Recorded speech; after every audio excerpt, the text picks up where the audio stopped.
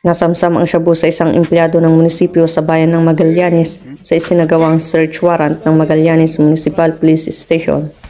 Kinilalang naaresto na si alias Peter, 25 anyos, empleyado sa nasabing munisipyo at residente sa Purok 3, Barangay Santo Rosario, Magallanes, Agusan del Norte.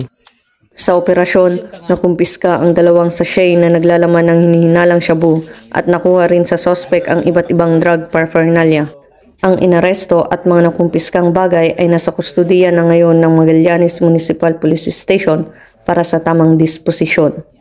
Bunga ng patuloy na pagpapaigting ng kampanya kontra ilegal na droga, unti-unti nang nakikita ang pagbabago sa ating bansa tungo sa isang ligtas at bagong Pilipinas.